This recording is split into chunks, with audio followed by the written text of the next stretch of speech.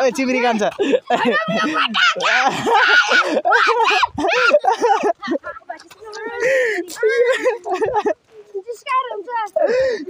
नमस्ते नेपाल नमस्ते गाइज के छ चामल खायो है यहाँ असला पाइन्छ रे भन्छ के असला पाइन्छ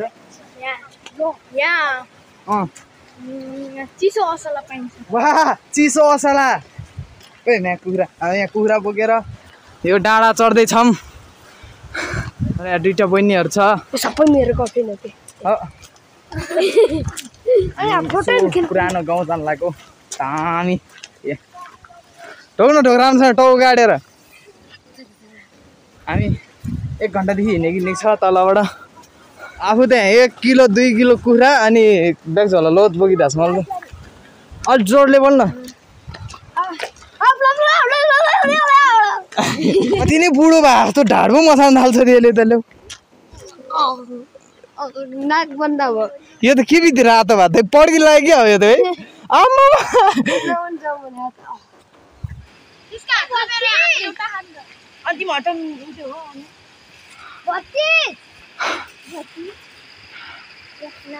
चलो चलो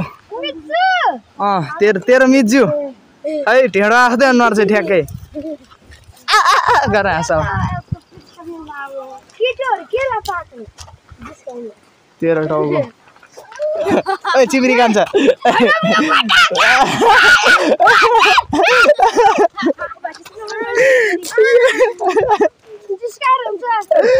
दिदीहरूलाई तिमी भन्ने तपाईँ भन्न यस हामी हिँडेर यहाँ आएको छ ए रातै परे यार आधी बाटो आइपुग्यो भर्खरै जुन आइलाई जुन बवाल हामी आएको छु होइन अब सिधै माथि पुगेपछि भेट होला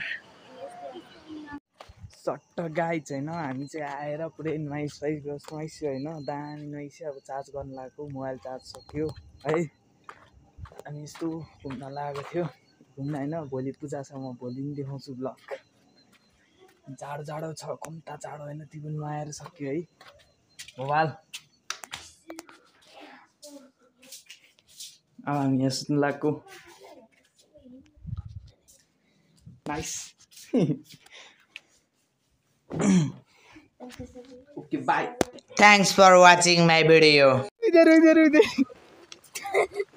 लो रुयो त साँच्चीकै र